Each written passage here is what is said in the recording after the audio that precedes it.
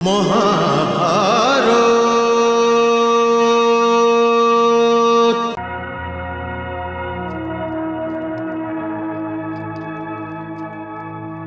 ব্রাহ্মণদের স্বাগত জানাই। 100 গাভী উপহার দিচ্ছি। আর হ্যাঁ, যদি কোনো অন্য ইচ্ছা থাকে তো বলুন। হে রাজন, আমার 2 মিত্রের মৌন ব্রত চলছে। অর্ধরাত্রির পরেই বলবেন। ঠিক আছে, তবে অর্ধরাত্রির পরেই আবার দেখা হবে। মহামন্ত্রী, আজ্ঞে মহারাজ। ব্রাহ্মণদের বিশ্রামের ব্যবস্থা করা হোক। যথাজ্ঞা মহারাজ। অর্ধরাত্রির পরেই আমি স্বয়ং আপনাদের ইচ্ছা পূরণ করতে আসব। আসুন।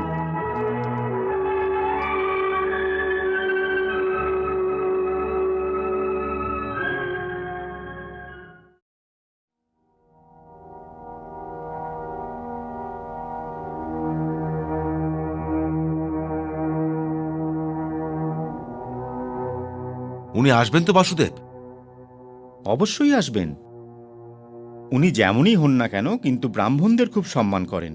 আর দানবীরও যা চাইবে ঠিক সেটাই পাবে। কিন্তু আগে অর্ধরাত্রি তো হতে দাও ভীমদাদা। মহাবীরদের মহাবীর, মহারথীদের মহারথী, মগধ সম্রাট মহারাজার জরাসন্ধ উপস্থিত হচ্ছেন। দেখলে তো,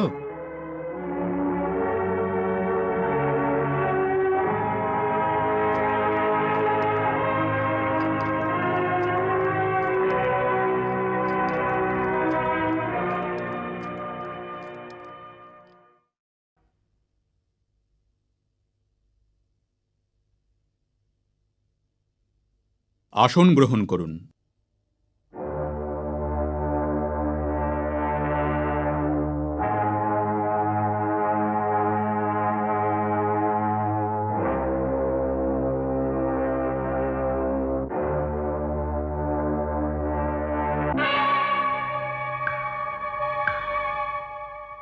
স্নাতক ব্রাহ্মণ চন্দনের প্রলেপ লাগায় না।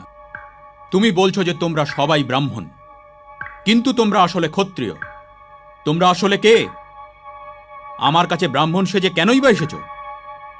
বুদ্ধিমান লোকেরা শত্রুর ঘরের সম্মুখের দরজা দিয়ে আসে না, কারণ সম্মুখের দরজা দিয়ে তো মিত্রের ঘরেই যাওয়া যায়। অর্থাৎ আমি তোমাদের মিত্র নই। কিন্তু আমার তো মনেই পড়ছে না যে আমি তোমাদের 3 জনকে কখনো কোনো প্রকারের ক্ষতি করেছি। তবে তোমরা আমাকে তোমাদের শত্রু কেন মনে করছো? শত্রু কেন মনে করব না? যদি অন্ধকারকে অন্ধকার না মনে করি, তবে আর কি ভাবব? তুমি ধর্মের পথ থেকে দূরে সরে গেছো, এই জন্য তুমি আমাদের শত্রু। তুমি অন্যায়কারী, এই জন্য আমাদের শত্রু। আমি ধর্মের পথ থেকে দূরে সরে গেছি? আমি? নিঃসন্দেহে। আমি অন্যায়কারী? নিঃসন্দেহে। ওই 86 জন রাজা তোমার কি ক্ষতি করেছে রাজন, যাদের তুমি পশুর মতো বন্ধ করে রেখেছ? ওদের জীবন কি তুমি দিয়েছ? আর যদি না হয়, তবে ওদের জীবন নেবার তুমি কে হও? তুমি কি মনে করো যে রুদ্র তোমার এই বলি গ্রহণ করে নেবেন? কখনো না। এই জন্য হে রাজন, অধর্মের পথ ছাড়ো আর ধর্মের পথে চলে এসো, কারণ এটাই হলো মোক্ষের পথ। আর এটা ভুলো না যে জীবনে মৃত্যুর চেয়ে বড় আর কঠিন বাস্তব সত্য আর কোনো কিছুই হয় না। আর যদি তুমি এটা ভেবে থাকো যে তুমি মৃত্যুকে জয় করে নিয়েছো, তবে তুমি মূর্খ। মূর্খ। ভাগ্য ব্যক্তিকে ওর কর্মের তুলাদণ্ডে ওজন করে থাকে। রাজন, ক্ষত্রিয়দের জন্য যুদ্ধ একটা যজ্ঞ হয়ে থাকে, আর এই যজ্ঞের অগ্নিকুণ্ডের মধ্যে সে তার নিজের প্রাণের আহুতিও দিতে পারে। ব্রাহ্মণ, ভিক্ষা চাও, ভিক্ষা। আর এর আগে আমি ভুলে যাই যে তোমরা সকলে ব্রাহ্মণ। এখান থেকে চলে যাও। কি চাও তোমরা? দ্বন্দ্বযুদ্ধ। দ্বন্দ্বযুদ্ধ? হ্যাঁ রাজন, আমাদের 3 জনের মধ্যে কোনো একজনকে বেছে নিন।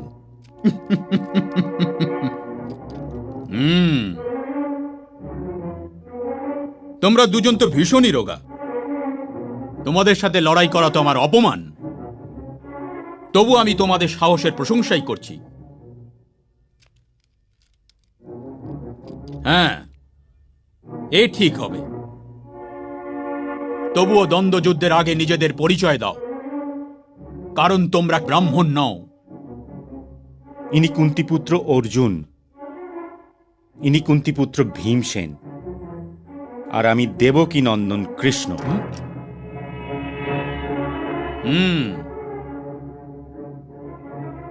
যদি আগে থেকেই আমার এটা জানা থাকতো যে তুমি কৃষ্ণ, তখনও আমি দ্বন্দ্বযুদ্ধের জন্য ভীমকেই বাঁচতাম, কারণ দ্বন্দ্বযুদ্ধ সমানে সমানেই হওয়া উচিত।